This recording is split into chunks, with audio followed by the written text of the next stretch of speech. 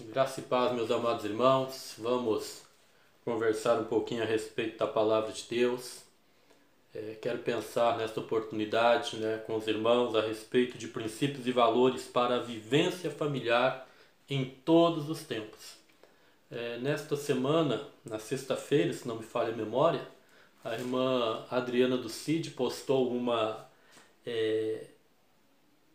dica, algo assim que eu creio que seja de muita valia em relação à organização, à limpeza e à higienização do lar. O título era Amo Minha Casa.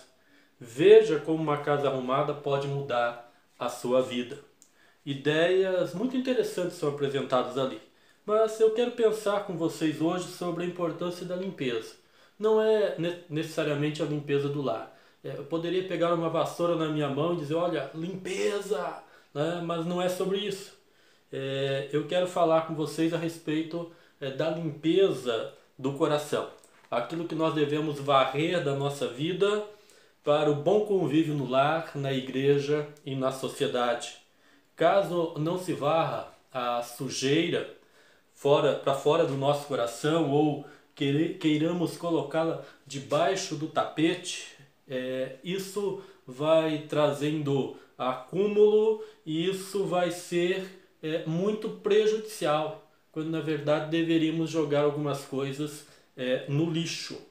Viver em conjunto com outras pessoas, principalmente dentro do lar, dentro da família, é um desafio nos nossos dias. Sempre foi, pois dentro do nosso lar nós nos despimos, nós vamos viver realmente da maneira com que nós somos. Não há possibilidade do uso de máscaras. Não estou falando na máscara de proteção em relação a vírus, esse tipo de coisa. Eu estou falando daquela máscara que era usada pelo ator no mundo antigo. Eu estou falando de interpretar um papel dentro do lar, no sentido artificial. Isto é algo impossível. Quando nós vamos à palavra de Deus, eu vou ler primeiro em uma versão clássica, uma versão tradicional, e depois o restante das leituras que eu farei será numa paráfrase chamada A Mensagem, de Eugene Peterson, ok? Então, diz assim, primeira carta de Pedro, no capítulo de número 2, versos de 1 até o 3, versão tradicional. Despojando-vos, portanto, de toda maldade e dolo, de hipocrisias e invejas e de toda sorte de maledicências, desejai ardentemente, como crianças recém-nascidas, o genuíno leite espiritual, para que, por ele, vos seja dado crescimento para a salvação, se é que já tendes a experiência de que o Senhor é bondoso. Eugene Peterson, na paráfrase chamada A Mensagem, ele escreve assim: por isso, limpem a casa, tratem de varrer tudo que é malícia, fingimento, inveja e comentários maldosos. Vocês já provaram de Deus. Agora, como bebês de colo, bebam a pura bondade de Deus, e assim crescerão maduros e completos em Deus. Ou seja, aqui o apóstolo Pedro ele está trazendo alguns princípios, alguns valores que servem para os nossos dias. Vamos ver quais são? Primeiro, olha só o que diz na versão de Eugene Peterson: limpem a casa. Ele diz que precisamos limpar nossa casa. Limpar a casa é ato de retirar toda a sujeira, toda a impureza que venha provocar um mal-estar ao olharmos para aquilo ou que venha colocar em risco a saúde daqueles que ali vivem. Nos nossos dias nós temos visto pessoas que têm um transtorno chamado acumulação compulsiva ou transtorno de acumulação. Pessoas que vão juntando objetos e mais objetos e não conseguem se desfazer daquilo. Mas a recomendação aqui é limpem a casa. diferentemente de muitos que acham que é limpar a casa dos outros, não. Aqui o texto está dizendo, olha, limpe a sua própria casa. Casa, no sentido que é colocado dentro desta versão, é o seu interior. É aquilo que nós temos que tirar ao invés de ficarmos jogando para baixo do tapete. Nós precisamos, então, limpar o nosso interior. Limpar aquilo que está dentro de nós, que não é benéfico para o ambiente, que não é benéfico para aqueles que nos conhecem intimamente, também não é benéfico para nós. Dentro do lar, nós não temos a possibilidade de esconder verdadeiramente quem nós somos. Por isso, esta necessidade da limpeza interior. E observem aqui quais são os itens que devem ser tirados nesse processo de limpeza. Vai dizer assim, olha, varra tudo que é malícia. Malícia vem lá do latim, de malitia, e que significa uma propensão ou tendência para praticar atos de maldade. Agir com malícia muitas vezes significa se comportar com dolo, com astúcia, com o objetivo de enganar ou causar um dano em outra pessoa, em alguém. Uma pessoa que tem uma atitude de malícia, muitas vezes, ela é dissimulada, ela finge alguns sentimentos para encobrir as suas verdadeiras intenções. E aqui a ideia é, varra tudo isso, tire tudo isso. Importante salientar que a partir do momento que nós entregamos a nossa vida ao Senhor Jesus, rejeitando a nossa natureza pecaminosa, nós passamos a viver então a construção de uma nova vida, brigando com aquela natureza que tínhamos anteriormente.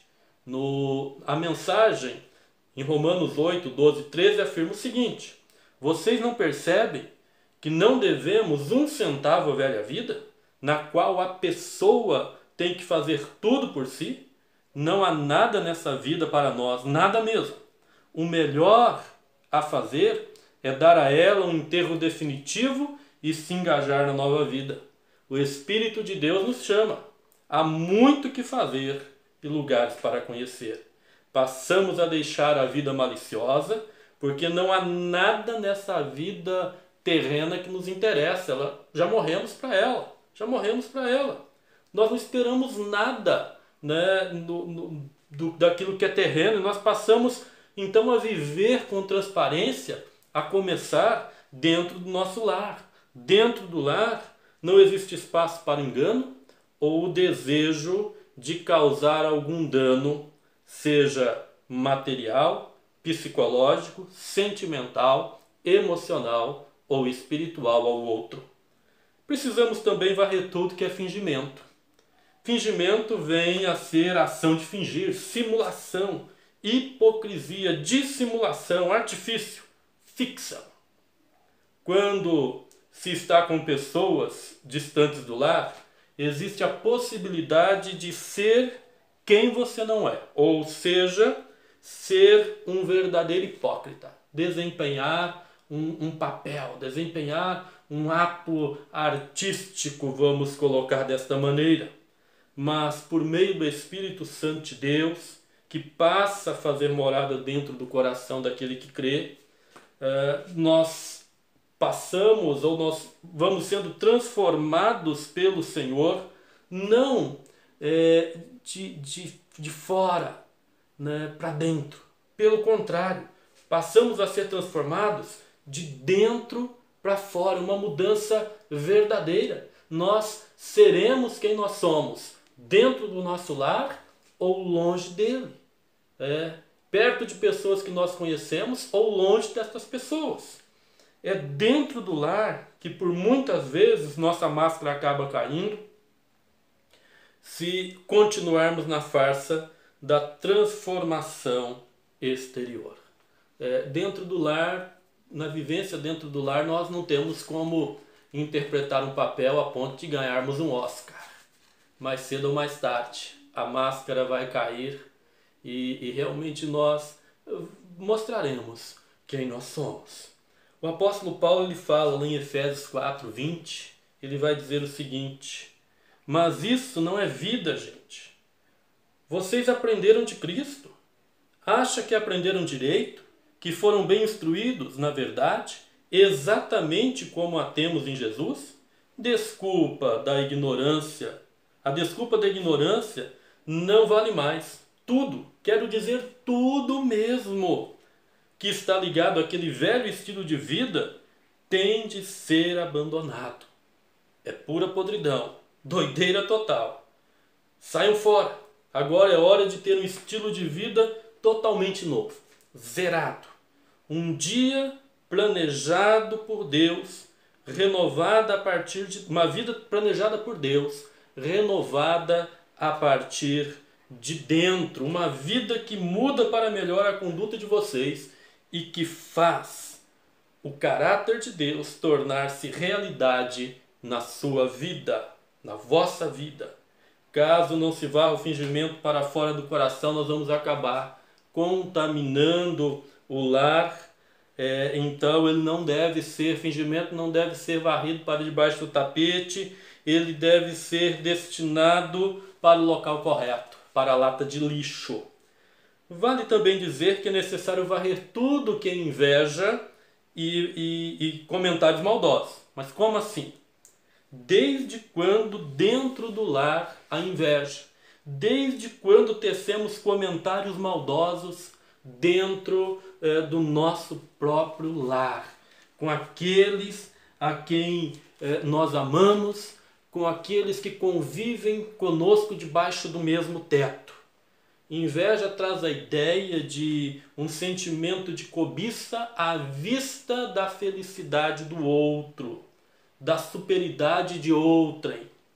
Ter inveja de alguém, sensação ou vontade indomável de possuir o que pertence a outra pessoa.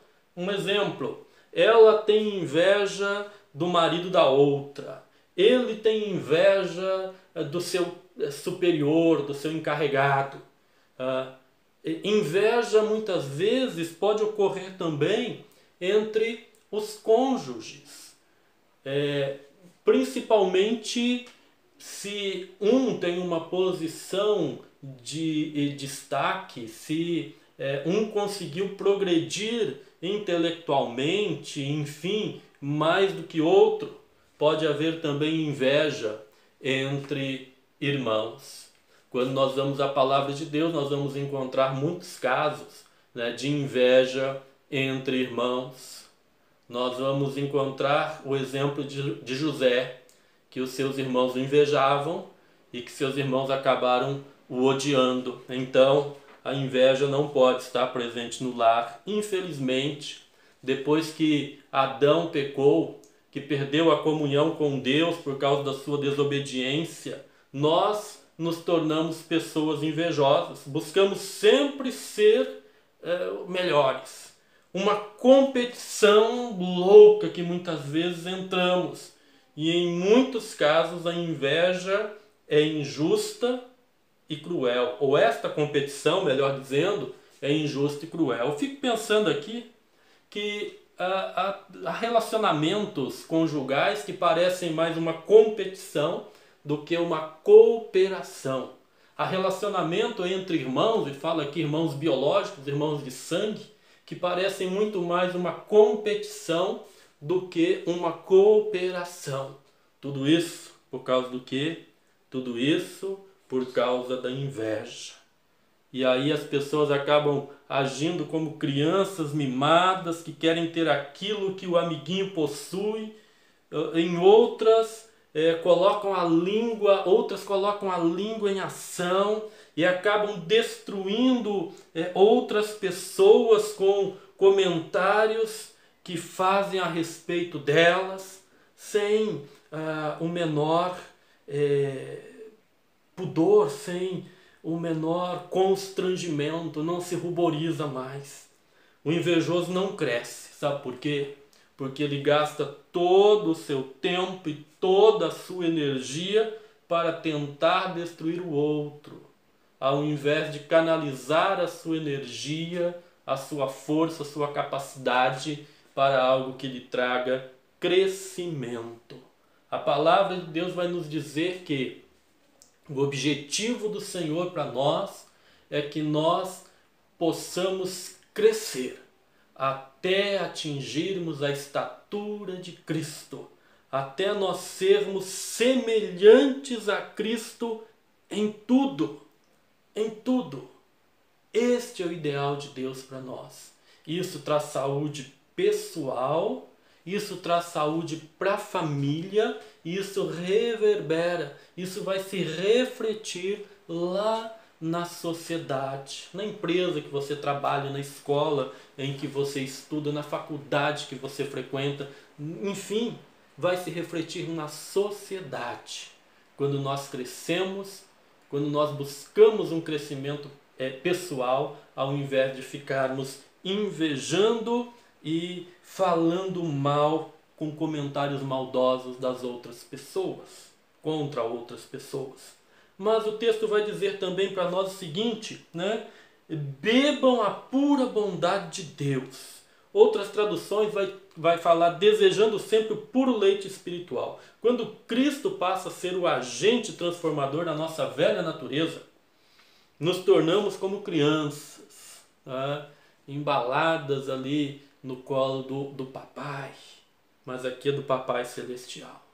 E ele nos oferece a sua própria palavra, para que dela nós possamos nos alimentar. O apóstolo Paulo, escrevendo aos Romanos, capítulo 8, versos 3 e 4, diz assim, no livro, ou na versão A Mensagem: Deus acertou em cheio quando enviou seu Filho. Não tratou do problema como algo distante e sem importância. Em seu Filho Jesus, assumiu pessoalmente a condição humana, entrou na confusão da humanidade que vive em conflito para consertar as coisas uma vez por todas. O código da lei, enfraquecido pela natureza humana fragmentada, jamais poderia ter feito isso. A lei acabou usada como paliativo para o pecado, nunca para a cura completa. E agora, o que o código da lei pede, mas que não conseguiríamos cumprir por nós mesmos, é que, em vez de redobrar nossos esforços, simplesmente aceitemos o que o Espírito está fazendo em nós.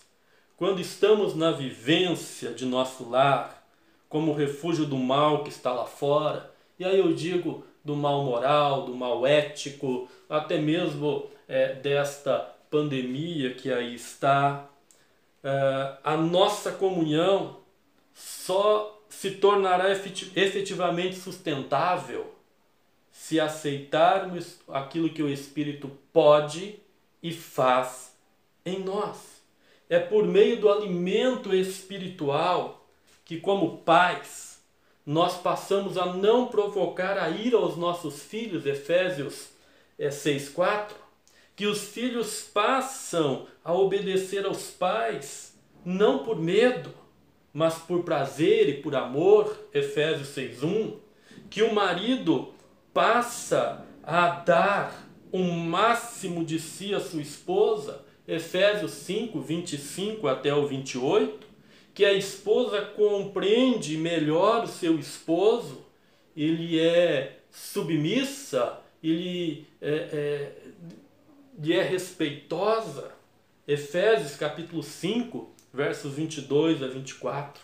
Então, meu querido, minha querida, beba da palavra de Deus e permita que a palavra de Deus, iluminando a tua mente, guie os teus passos, guie a tua vida, te conduza realmente por caminhos que sejam agradáveis ao Senhor. Mas é a palavra usada pelo Espírito Santo, iluminando a nossa mente, que nos faz experimentar esta bondade de Deus e vivermos então os princípios, os valores dentro do nosso lar.